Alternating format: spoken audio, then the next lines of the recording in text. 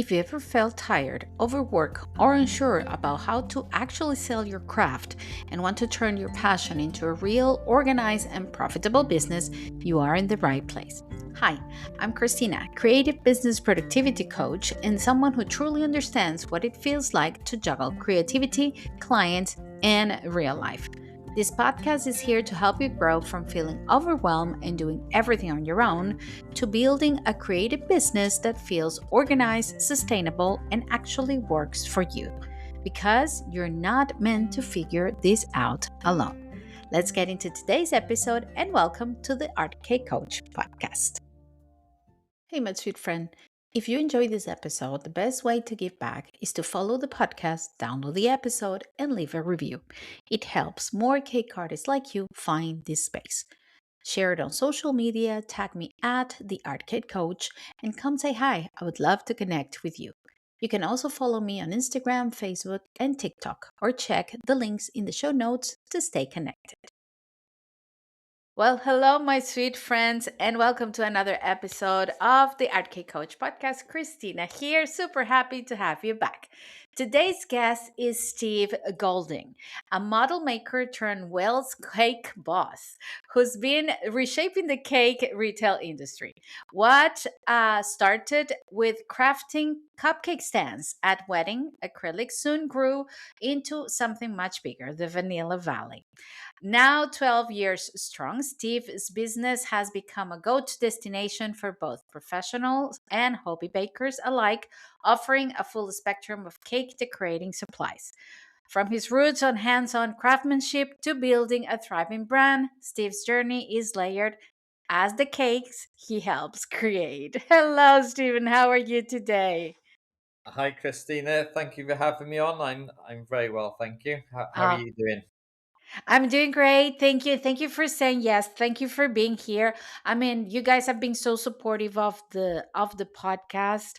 And I'm really happy to have you here today. especially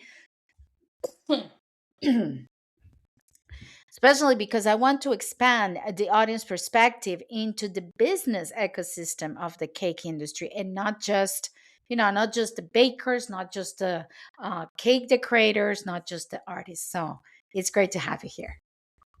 Pleased to be here. Looking forward to it. So, from this introduction, I mean, it sounds like you've been doing this for a while. I mean, you've been around the cake business for a while now. Um, how did you start it, and how everything started, and how everything became the Vanilla Valley today? It it was all very strange, really, how this started. I never went out to become part of the cake world. I didn't know anything about it whatsoever, to be honest, from the supply side or from the decorating side. All this started from the housing crash in 2008. Um, We were we were set up as architectural model makers. I mm, did my degree in architectural model making, and we were quite happy working from a custom built garage at the bottom of my garden, and we were building architectural models of new housing developments in the most part until that June of 2008 when the housing market collapsed and the model making work just dried up. The developers weren't building, um, and they didn't need models, and we thought we need to find something else to do. So we hadn't long invested in a laser cutter at that point, which we were using to cut acrylic to make the little houses to go on the models. And we just started looking around on the internet, thinking, we've got this £25,000 piece of equipment. We must be able to make something else with it that we could sell to make some money to tie us over while this housing market problem is here. And thought if we could make a few hundred quid a week, it would tie us over till people like the housing developers came back. So we were looking at eBay in the first instant and looking at things made of acrylic that we could laser cut basically, and came across people selling these acrylic cupcake stands. Didn't really know much about them, um, and thought, well, they look interesting. And of course, on eBay, you can see, or used to be able to see, how many people had sold of something. And Mm. we thought, well, they've sold a lot of those. Let's design something similar, make it better than the ones that were on there, and see what happens. So I didn't even have an eBay account at that point. We literally thought, right, okay, we designed this cupcake stand, and we need an eBay account. So we were sat in front of a computer, and it said you need a username, and we thought, oh, we're making cupcake stands. They're probably going to be for people's weddings. They're made of acrylic. Oh, we'll just use Wedding Acrylics. That'll do as a username. Put a password in, set the listing up, and a day or so went by, and we sold this 7-tiered cupcake stand. So we cut another one and put that up for sale. And before we knew it, within weeks of doing this, we were selling them every day. And then we made the 5-tier version and a 4-tier version, and then we made square ones, and then the heart ones came, and the hexagon ones came. And over the space of probably by the January or February of 2009, this laser cutter was running night and day because it was at the bottom of the garden. So we used to be able to just pop down to the workshop and just keep this machine running. Mhm. So in early 2009, we bought a much bigger laser cutter. So we had the two running, and we got to the point where even if they were running all day, 7 days a week, we couldn't keep up with the number of stands that we were selling. And we decided then that this workshop we were in was just too small, and we decided to bite the bullet, and we moved to a proper industrial unit. And over the course of the next 2 years or so, we bought another 5 laser cutters. So Wow. we had 7 laser cutters running, just cutting out these acrylic products. And as time went on, um, we expanded it to all sorts of different cupcake stands in different shapes, loads of different colors. And then we started making cake toppers and all these other bits and pieces that you Mhm. could laser cut out. And then we thought, well, this may not last forever. Cupcakes, we sort of started to realize was a huge trend at that point. It And then we was. started, Yeah, I remember yeah, that, around that time, even for weddings, it was like big cupcake towers, on weddings, yeah. yeah. Mhm. And we thought, well, if the cupcake stands started to lose, their trend that was currently there, then wedding acrylics would end. So we thought we need to probably expand out a bit, and that's when we discovered people like PME and Culpit, and we placed those first orders. And I actually still have the first emails from, I think it was 2010, when we put the first order in to PME, and Mhm. ordered some cupcake cases and other bits and pieces related to the cupcake stands. Yeah. And by that point, we'd set up Wedding Acrylics' own website. So we were selling through that and eBay, and it moved on to Amazon by that point as well. And it just started to grow. And week by week, more and more products got added on to the website. And eBay and Amazon was very much our focus at the time, because that Mhm. was seemed an immediate audience there, I suppose, to sell the things to. And we were doing this, and bit by bit, the model making picked up as well. So we were still trying to build the architectural models around doing the laser cutting. But as time went on, it really started to take hold. And then by 2011, 2012, it was really motoring, and we'd taken on a lot more staff to pick and pack the orders. And I think it was 2012, the industrial unit we were on the people that owned it said they were going to sell the land, and that all the industrial estate was going to be demolished, and everyone would have to move. And we were Oh. only on like a 30-day in and out lease, which was good at the time because we didn't know whether we were going to cope with paying for an industrial unit back in those days. So we started looking as to where we were going to move to, and it took a long time to find the place to move to that was the right size at the right price. And then in 2014, we bought our own building in an auction, and we decided when we moved we would re-look at what we were calling ourselves, because Wedding Acrylics was never designed to be a company name. A lot of people don't know what acrylic is. A lot of Yeah, people think they're fingernails because of the acrylic nails that it's people have. true. Yeah, the nails. Exactly. Um, People don't know how to spell it, and it just seemed a bit not the right not the right thing. So what we did, we got loads and loads of post-it notes, and we started writing names down on them, and we stuck them all over the wall, a bit like I don't know whether people have seen it, like they used to do on Top Gear. They used to have the cool wall, and Okay. we sort of split the wall out into definitely not, possibly, or like they're really good. And we basically invited anybody we could find to come up with different names. But we did come up with a decision early on that anything with cake or bake or any of those types of words in it were not going to be used, because there was just so many other companies with those names in Yeah. their titles.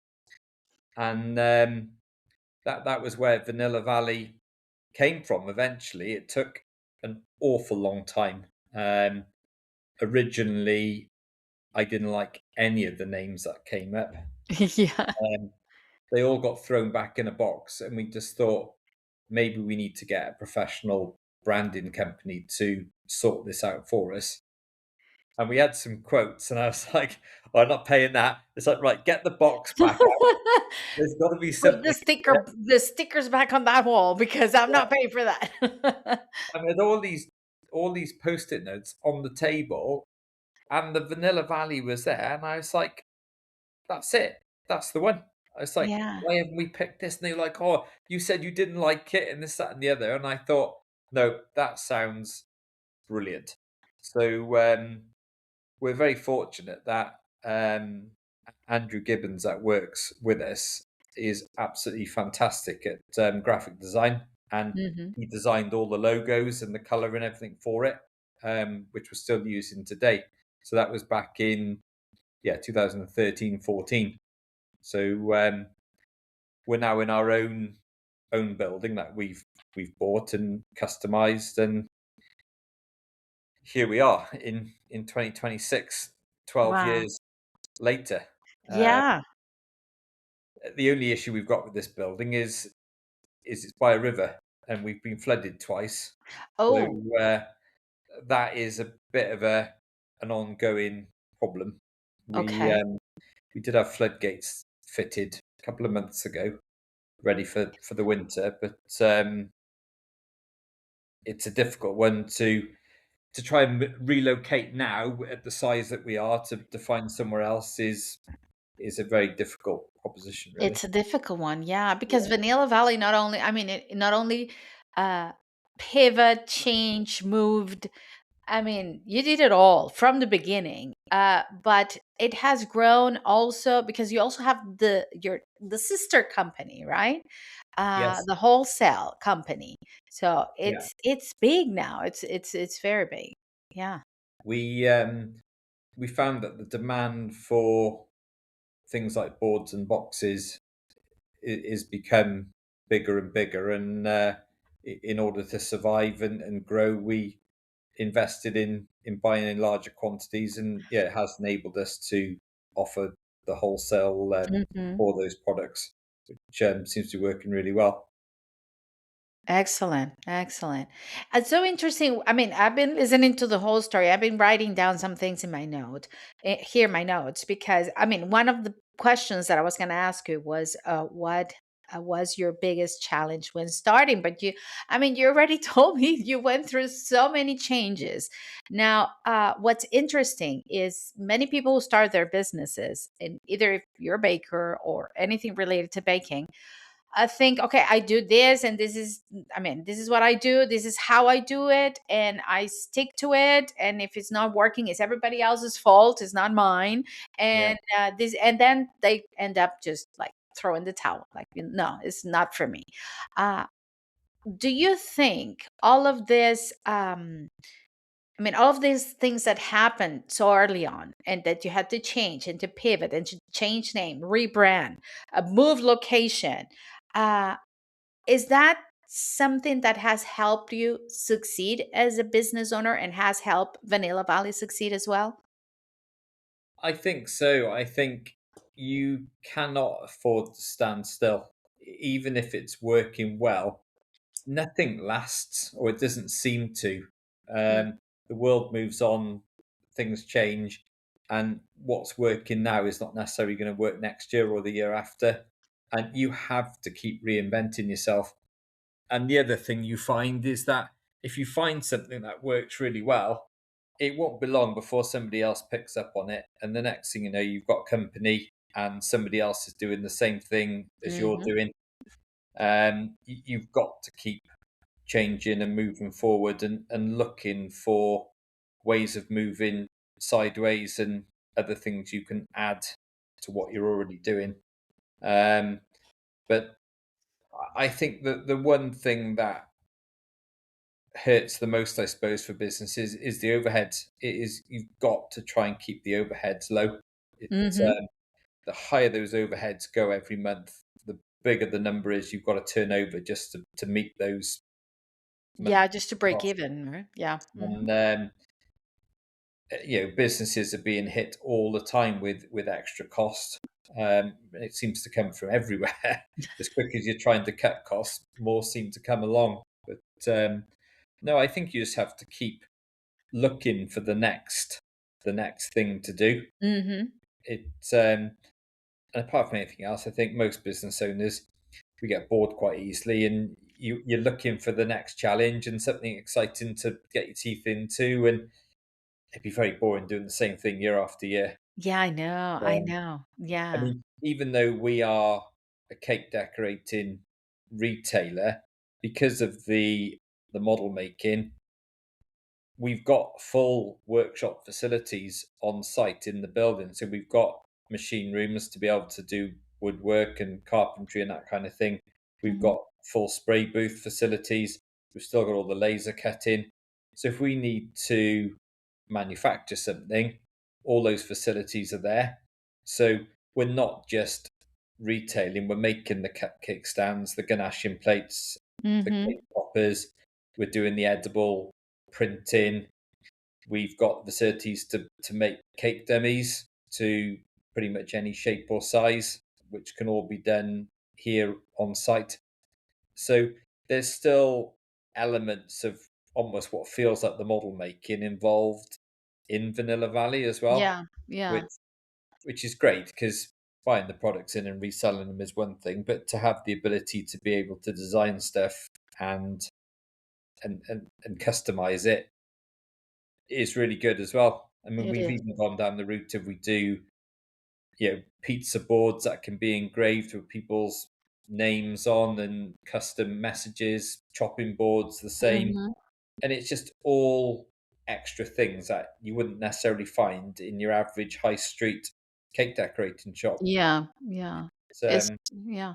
That's, I mean, that's great because it keeps you creative. And I love that you mentioned, because it's true. I mean, business owners, we need to keep our brain going. We cannot just stand yeah, still. That's something we cannot do. And I've been talking about that with my communities and even on social media. But I want to ask you the question: do you think everyone has the ability to be an entrepreneur, to be a business owner? Or is it something that some people, have that spark and needs to do it? Is it something for everyone? No, I don't think so. I think I think it comes down to how well you can cope with risk, because Mm. your average person goes to work and they get paid a wage, and unless obviously the company fails or they do something catastrophically wrong, at the end of the month you're going to get paid regardless of what the company's doing. Whereas if you're running your own business, that guarantee is not there. Mm-hmm. Less Yeah. so, I suppose, as you grow and you become established. But in the early days, you invest a lot of money into something to set it up, and no one can give you a guarantee that that money's ever going to come back. And of course, when you're running your own business, it's your problem 24/7. It, Yeah. if the alarm goes off at the workshop, you've got to go there and sort it out. If the roof's leaking, you've got to sort that out. And you can spend an awful lot of time messing around with things that don't generate you any money at all, but is all part of running a business. But Yeah. of course, yeah, there are huge benefits to it as well. Your own boss, you can decide what you want to do, when you're going to do it, and if you want to go on holiday, you've potentially got more scope to go when you want to go because it's your business. Um, and I suppose having time off or working at different times, it can be it can be easier from that perspective. But no, I don't think it's for everyone. I think it does take a certain type of person. To be honest, I think a lot of people just wouldn't cope with the hassle of it. It's I think so. Yeah. And Yeah. I think maybe it depends as well if you found something that you just love doing. I mean, I don't see it particularly as work. I I love it. I love the chase of it, and every day is different, and it's to me it's great fun. I enjoy working on it and seeing it grow. Um, I couldn't imagine not running a business and going to work somewhere else and losing that control of being in charge of what happens. I think it can be very frustrating to watch something happening without being able to change it yourself. Exactly. Yeah. I worked freelance for a number of years when I left university, and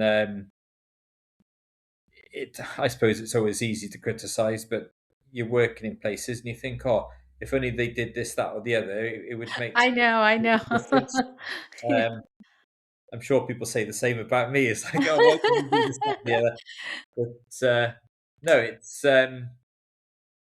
I think for some it works. For others, maybe not so much. Yeah, I mean, I totally agree with you. I hear you 100%. And actually, this came from a conversation that I had with some friends who actually talk about being having your own business or being an entrepreneur as no, that's something I would never do. I mean, not having the security of I know how much I'm making every month, and I know I go to Yeah, work, I come back, and I said, but I mean, everything you're saying sounds good, sounds, I mean, sounds nice, but when I think doing that is like, there's something like, I don't know, restrictive about it, because what you just mentioned, having the opportunity to, okay, this is not working. What can I do? Let me just change it. Let me just try this one. Um, Having that control somehow, but yeah, it's not for everyone. And most of the people who starts baking or start their baking businesses from home, they think it's gonna be easy, and it's not yeah. that easy, right? And they think, oh, because I will have more time and I will be my own boss. Yes, you will be, but all the responsibility falls on you too. So, yeah. It does, and yeah, have more time. I don't think that's the thing. I don't think so either. Yeah, Um, I think that's why I love time management so much, because I realize I do not have more time because I'm working by myself. So, yeah, I have to manage it well. Yeah. I mean, in the early days, I used to work very, very long hours pre children. Working into the early hours of the mornings, poring over spreadsheets and sorting things out was normal. Mm-hmm. A bit more difficult when you've got children, things to deal with, but it does take does take time, and at the end of the day, it depends how quickly you want to push forward. If you want to push forward, you've got to put the hours in. It doesn't Yeah, happen on its own. yeah, it's Um, true. Yeah. Now, another thing that I wrote down talking about business and the success of Vanilla Valley is you keep talking in plural and you talk about your team. yeah, How important your team is. So tell us about it. You mentioned it, but how important is to have the right people next to you, and how much has that been part of the success of Vanilla Valley? having the right team around you is absolutely critical. You will not get anywhere without a good team. And I've always said that the best thing you can ever do is surround yourself with people who are better than you are, because they teach you, and that's how you move forward. It's critical to have that team around you who want to be there and are as enthusiastic about the company as you are, and that's how you push forward. And we are really lucky at Vanilla Valley that we've got an amazing team of people. um, some of them have been here from the very beginning. A lot of them have been here over 10 years, um, and know the business as well as I do. And yeah, it's you can't do it on your own. You Mm, need to know that people have got your back and are fighting and working hard to make it the success it is. And yeah, without that, it would be very, very difficult, especially at this scale when you're dealing with the sorts of numbers that we're now dealing with. Um, it's a fairly large team of people, and you need that um, you need that backup there to make it work. yeah. Surround yourself with the right people. And I love what you said. People who know more than you do in the things that you don't. Because Absolutely. it's that um I don't know, it's like what I don't know, you know, so you help me out, I help you out. So yeah, that's the kind of people we need to be working with. It's interesting because we're obviously, or I'm own and run a cake decorating supply business, and I came into this knowing nothing about cake decorating or any of that type of thing. And I suppose I've always run it as a business that it's just product. It Mm. we buy products in X and we put them in a box and sell them for Y. And I suppose it probably wouldn't have really mattered what the product was. Um, I know what the products are for, and I know how they're supposed to be used, but could I actually use them effectively? Probably not. It, but that doesn't matter from the point of view of selling them. And I think this is perhaps where we've been successful, because there's no emotion in it from that side of things. It was all about getting the business side of it right and offering people good products at good prices with good customer service, getting the delivery right. And it was a sort of more of matter of fact, I suppose, to get that right than worrying about the sort of ins and outs of cake decorating, because Yeah. we're just not in that world. So many cake decorating shops are run by cake decorators who are probably amazing cake decorators and very enthusiastic about cake decorating and all that kind of thing, but not necessarily that interested in the business side of it, I suppose. Amen to that. Yeah. Yeah. Which is, Hmm. and this has always been something that we found quite difficult to find people, because we've got the physical retail shop as well, to Hmm. find people to work in the shop, because it's a specialist shop and you want people to come in to talk to them behind the counter that knows all about cake decorating. But cake decorators are very often creative people and they don't want to be stood behind the shop counter. They want to be decorating cakes. Exactly. So you're trying to find that unique person that's into doing retail, is quite happy to deal with customers and deal with customer service, but also knows what all the products do and how to use them. Yeah. Yeah. It's so yeah, it's a bit of a double edged sword, really. Yeah, it is. But I mean, well, I love what you said before, because that is I think one of the biggest struggles that I work with in the within the communities is, first of all, when you know the trade, when you're a cake decorator and you either bake the cakes or sell the supplies or whatever, there is an amount of emotions involved in it. So Yeah, your decisions, your um yeah, the decisions that you make around the business are emotional decisions. They're not business decisions. When you remove yourself, so you're the perfect example of something that I've been telling all along. When you remove yourself from the motion of, oh, because I love this sugar paste, or, or this is cookie cutter, it's so cute, and just see it as a business, that's when the whole machinery of the business actually succeeds. And if you happen to love baking, great, but think business, not, oh, I love the sugar paste or I love this cookie cutter, because that usually doesn't match for success. I was told many years ago that this guy I met, he said, business is simple until you involve emotion, and then it Mm, becomes very complicated. And mhm. it's true. It's sometimes you just have to look at it with a cold heart and think, right, what is the right decision to make this business work? And once you start involving, oh, but I like this or I like them and this, that, and the Yeah, other, it becomes really complicated, and it it can be hard to detach. So at the end of the day, we're human beings and we're emotional creatures, but yeah, you can't drag that into business too much. The two don't mix together well. yeah, that's true. I agree 100% with you. Thank you for sharing that, because it's great to see it or to listen to it from the point of view of a business owner that is related to her niche. But I mean, you don't bake, right, Stephen? I only bake twice a year. Okay.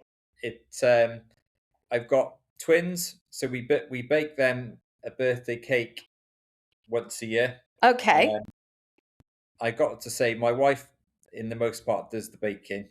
Um, I tend to do the washing up, and then But I you're get involved in the process. yeah, I get involved, and I get the job of sourcing all the things to decorate the cake, which is quite useful when you've got a cake decorating shop. It is, Um, yeah. and I have to say, I have mastered rolling out sugar paste and putting it over a cake. I can get a flawless finish on a sugar paste cake. Awesome. Um, That is a skill. We were talking about that. That's a skill. it's it's such an emotive subject, isn't it? Sugar paste, is the which one to use and how to roll it out and all that kind of stuff. Yeah. I'd love to do a video one day of how to do it, because it's not that difficult. It's whether I'd ever actually have the guts to do that, I don't know. But yeah, we do that, and we generally make a Christmas cake. But Okay. Okay. that's about the maximum involvement of my cake decorating skills per year, really. Oh, that's good. I mean, but you are involved. You know what Yeah, it takes. I mean, rolling sugar paste or fondant, it's something that we were talking about that behind the scenes. A lot of these new generations of bakers don't like to do, don't know how to do it, and they think is this very complicated thing. I'm like, no, it's not. I mean, try to it's smooth a buttercream. For me, it's more complicated than rolling out sugar paste. as a retailer, we obviously sell a lot of sugar paste. Not as much as we used to, because obviously everyone's using buttercream, but we used to sell and still do sell a lot of it. But it's the one product that causes complaints where people just don't know what they're doing with it, and they ring up or email and say, "Oh, this sugar paste is too hard, or it's done Yeah. this, or it's done that."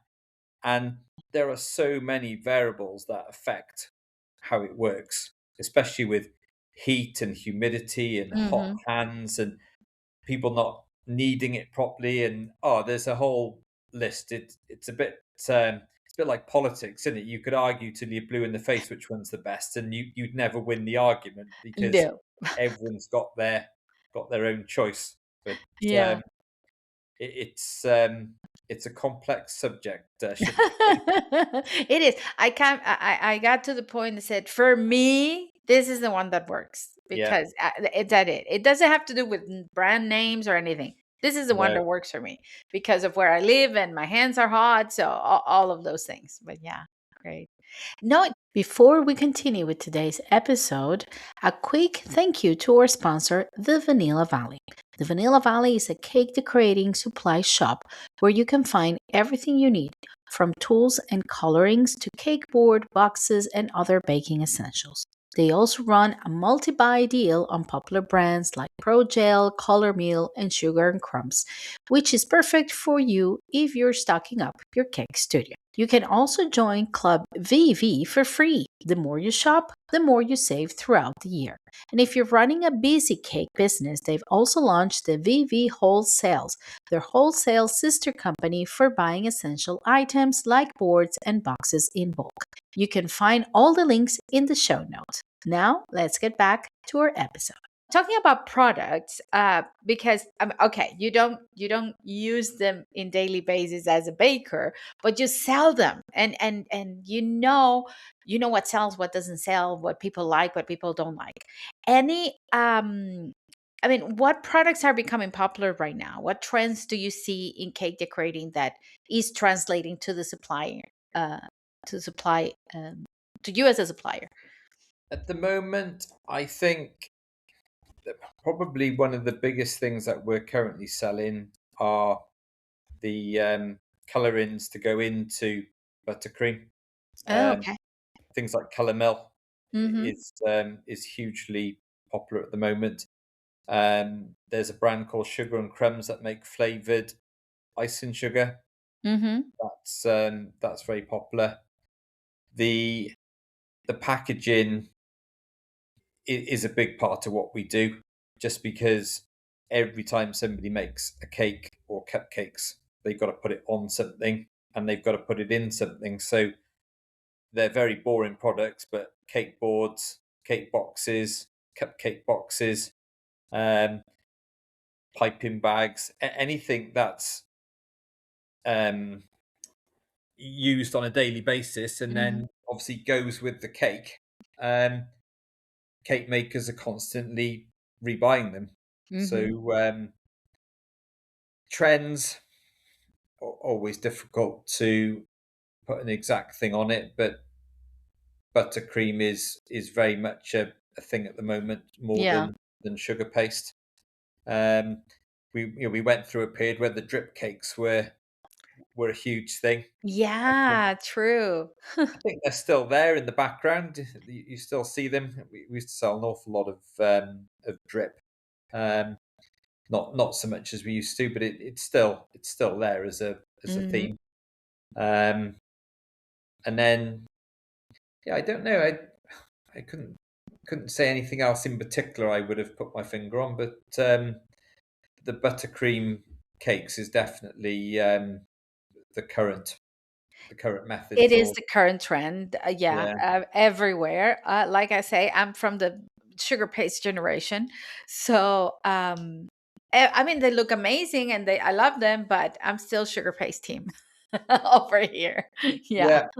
It's I think the sugar paste cakes had just so much more to them, and there was just so much more um, detail and different things going on with them. And a Hmm. lot of the buttercream cakes can be quite straightforward, I suppose, and quite simple. Yeah, yeah. Sugar paste, I think, gives you a different kind of canvas to work on Yes. for a cake. Yeah, it's a matter of everything: texture, colors, molds, you name it. Yeah. So yeah, I'm still there. It will come back. I think it will come back, Stephen. Honestly, Yeah, everything is cyclical. So yeah, I it'll mean, the go. Lambeth cake came back, which Yeah, is crazy. Yeah. So yeah, never know. everything goes full circle, doesn't it? You go through the period Yeah. when everything gets thrown out, and then it Yeah. comes back. You So also you also said that you make some products in there, right? The yeah, the acrylics and the base. Any crazy or strange? product that was requested for you guys to make? Um, that's a good question. We we do get some strange requests. We've had, I'm sure we had a cake topper for a divorce cake Oh, once. It was a bit sort of seemed a bit miserable, but oh uh, my goodness, yeah. we the one job we did get, which was good, is we made um, a load of acrylic London buses for the Piccadilly Hotel in London. Okay. So they were made a bright red acrylic, which was like the silhouette of a London bus, and then they basically had clear acrylic shelves through the middle of it, and then the all the cakes that went on them were all London landmarks. So Okay. you had like Big Ben as a cake and all these other things around London. Obviously, we didn't make the cakes, but we supplied about 60 of these Wow. bespoke stands to the Piccadilly, and those sorts of jobs are great because we get to be a bit artistic with Mhm. designing it, and then we've got full production facilities here then to make them. And yeah, it's just a really nice project to work on. It's a bit different from just picking and packing cake boards and boxes and sending them out. It's a bit more creative. Yeah. That's awesome because you can use that creativity, It's not like, okay, let me just make another round board. It's like, okay, we're going to do something different. That is awesome. The divorce cake. I think I once was asked to do a divorce cake, but I ended up not doing it because I mean, the customer wanted something very cheap. I guess it was because she was getting a divorce. Yeah, And I was like, sorry, I cannot meet your standards. It's like it's gonna be more expensive than that. So it didn't happen. But there was a time when that was a trend, the celebrate divorces, and they wanted a cake. Yeah, yeah, yeah. I think it was I mean, it was like a bride and the groom, and the bride was strangling the guy or something. Like, okay, yeah, whatever makes you happy. But it didn't happen. It didn't happen that time. Stephen, you have been in this industry for a long time, and you have seen a lot of things come and go. Uh, what are the challenge? What I mean, I always ask this question to my guests because personally, I think our industry is in a pivoting moment, in a pivotal moment. It's changing. It's pre and post COVID. Um, what challenges do you see in our industry right now? And just tell me, what challenges do you see in the industry right now?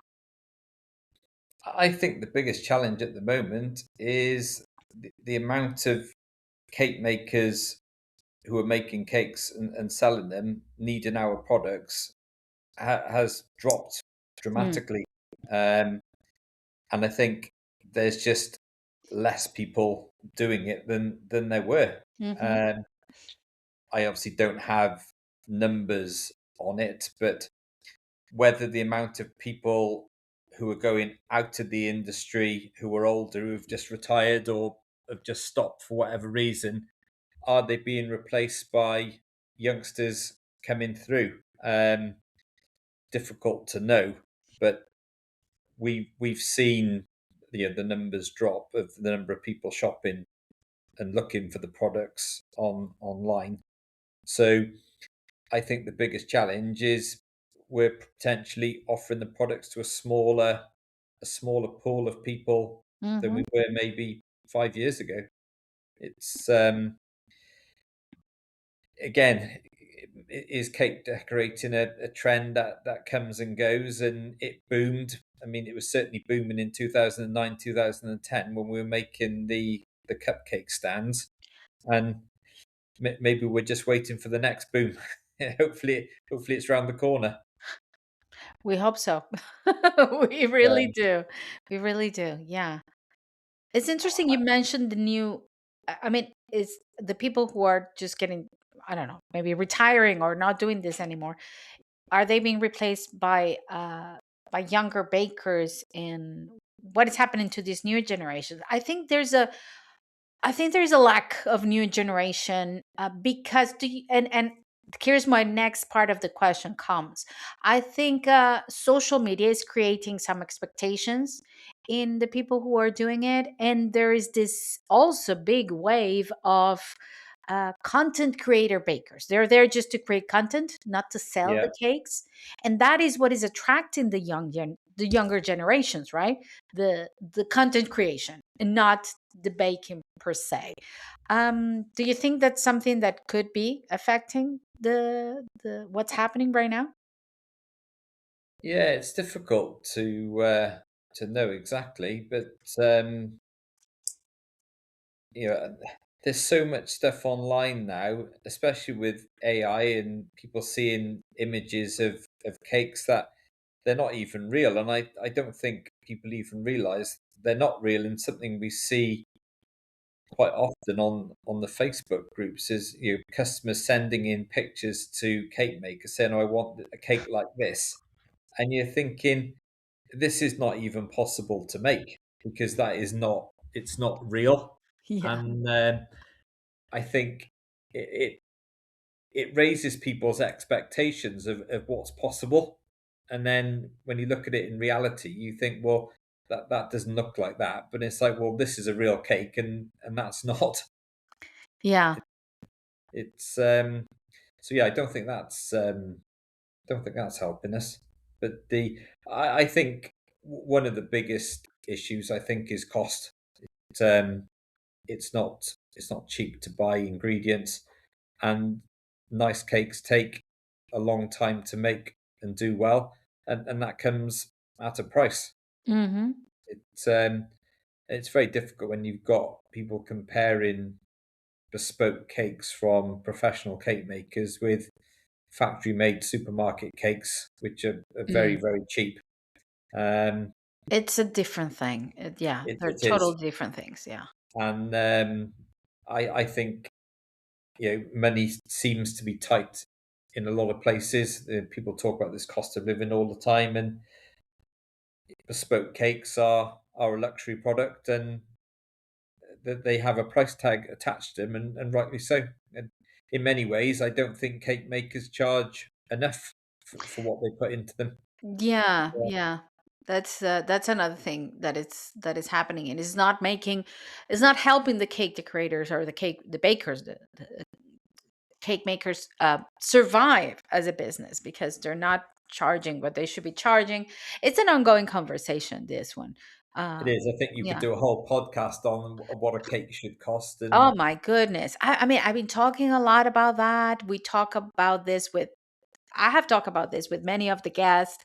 And I remember last time I mentioned that to, I think it was David Close from Cake International when they were in yeah, here. And he was like, I've been in the industry for 30 years and it's been the same conversation for since. I was like, okay, I'm hopeful that at yeah. some point this will change. Yeah. We had very similar problems with the architectural model making. To be Mm, honest, that you look at the amount of skill and work that goes into creating one of those models, and I see the similarities between bespoke cakes and the models because it was all about making something that looked beautiful, and it was clean and tidy with sharp lines, yeah. and it was all, well presented, albeit it was non-edible rather than edible, but the same concept. Yes. And you look at the amount of time and effort that goes in and what you get paid for them, and you just think these should be three times the price. Exactly. Exactly. It's Yeah. and it's strange, isn't it? How you take your car to a garage and they charge you £150 an hour, yet you ask a cake maker to make a cake which takes maybe 5 or 6 hours for £150, and people think, oh, that's expensive. Yeah, I think it's true. It's crazy, and we don't even question the mechanic. The car. No, We don't question the electrician who comes to the house. It's like, well, it is what it is. That's what you assume. It is what it yeah, is. I'm gonna have to pay it anyway. Okay, whatever. So, I think it's that concept that you mentioned that there's still the comparison between supermarket cakes and industrial bakery cakes to a bespoke cake from somebody who takes 5 6 hours to do something custom made for you. It is a separate lane. They have to have their own lanes, and people have to understand that it's not the same thing. And I think it's in Yeah, our hands to do that as bakers and anybody who's working in the industry. We have to keep talking about this because yeah, it's a different thing. absolutely. Mhm. In order to survive, you've got to charge a reasonable amount to. Otherwise, you end up working for nothing. Exactly. And nobody wants that. It Think doesn't pay business, the like bills. Steven. Think business. Steve, I usually ask a question at the end of the podcast, at the end of our recording. But before we go into the question, I'm going to ask you one more about Vanilla Valley. What Yep, is unique about Vanilla Valley? I mean, if why should I go and buy from Vanilla Valley? that's a very good question. It. I think we've built Vanilla Valley on offering good quality products at good prices with reliable customer service, fast delivery, and if it goes wrong, we are here to sort it out. Mm, We don't always get given the option to sort it out, but we are here to sort it out, and I think that's what's kept us where we are. We've won awards in the past for best retailer of the year, and we genuinely do our very best to get those products out to people in a timely fashion, get them there in one piece.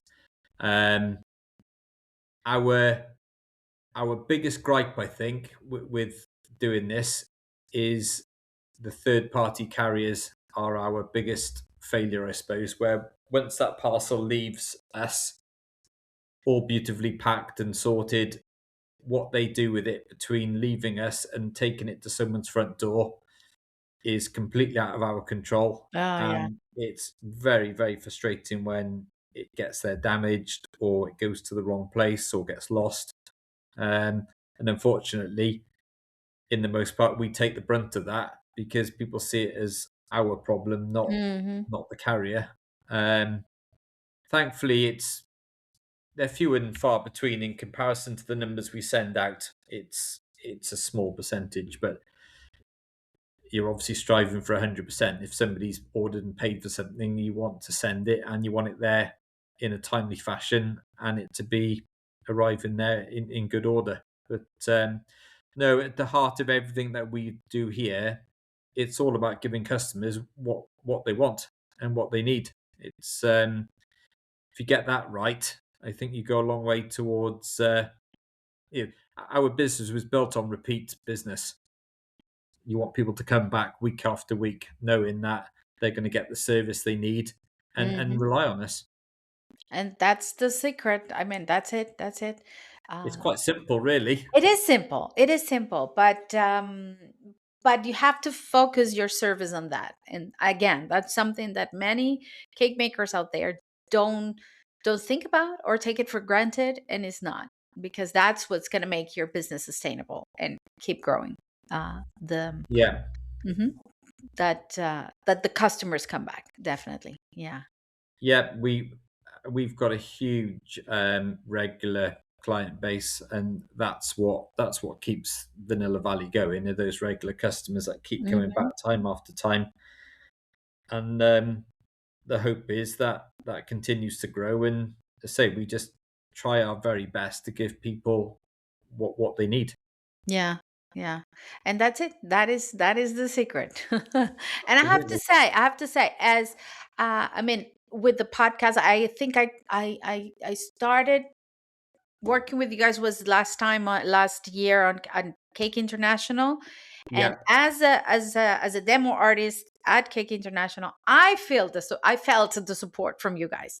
Like that's everything great. we needed was there, and you guys were really really nice. And now you're supporting the podcast, so it not only translates to the customers but to us as well. So thank you for that. Well, that's good to know. Yeah, it is. It is. Now, my last question. I asked this question to the bakers. I know you bake only twice a year, but let's imagine that you have all, I mean, you have the tools. Let's say you have Yeah, all the skills to bake any cake.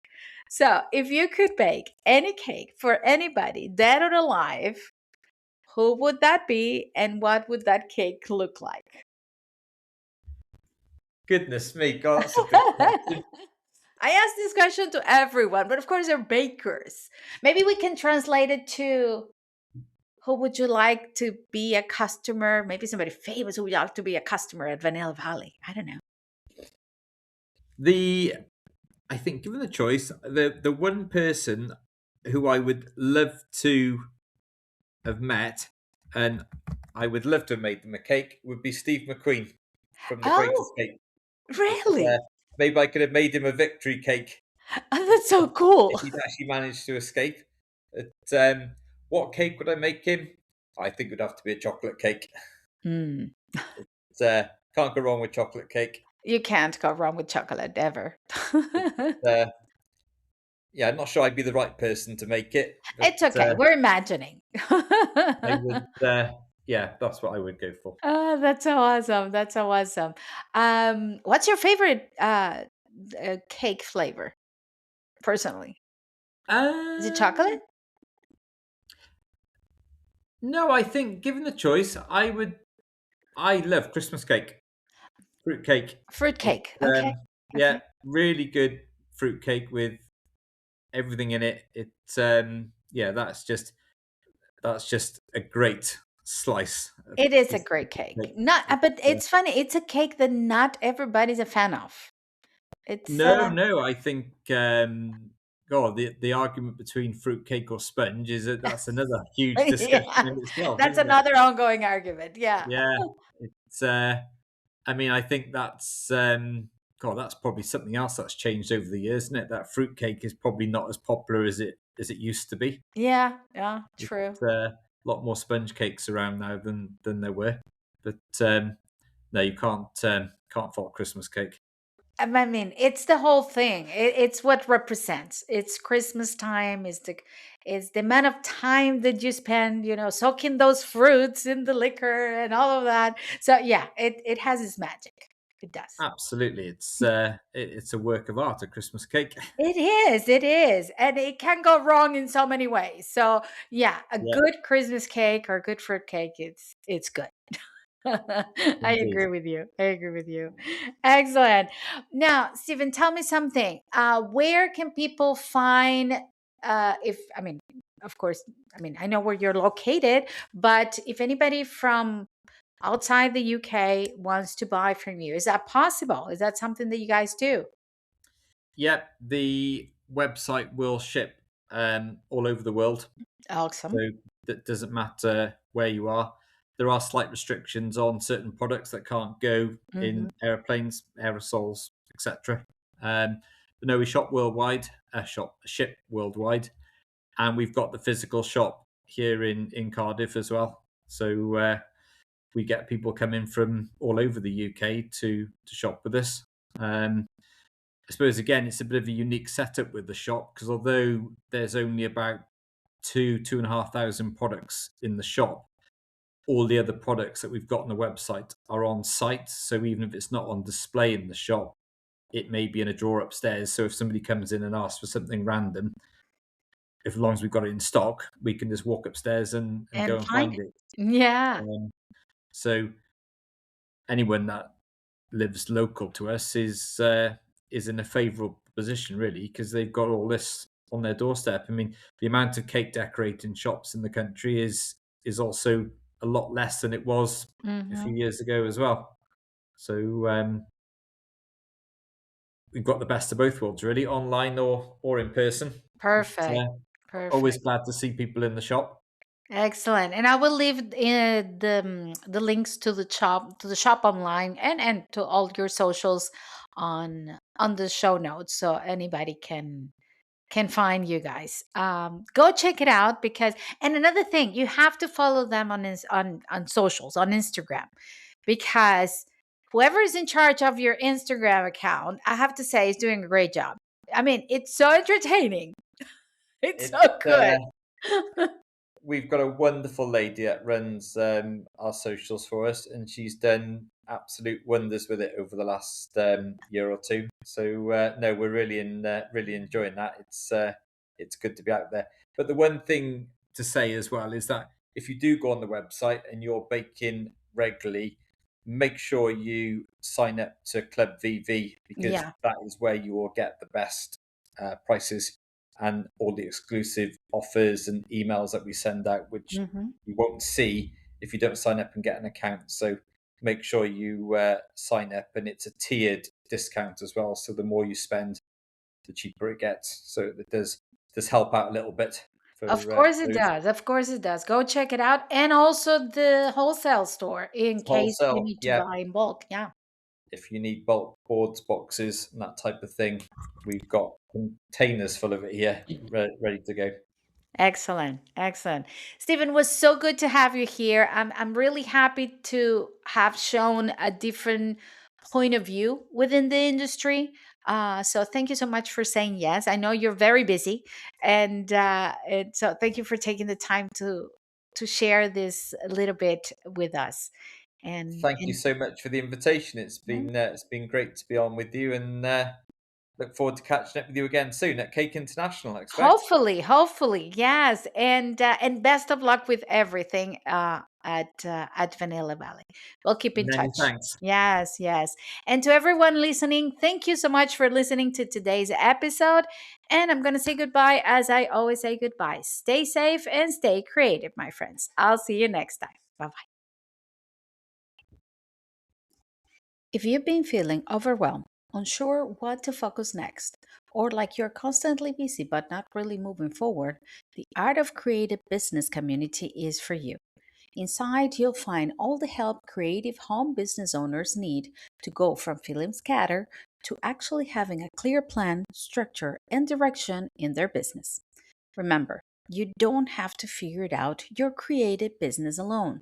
There is a lovely community waiting for you. It's where we talk about real things: mindset, time management, orders, burnout, but we're doing it while we're having fun.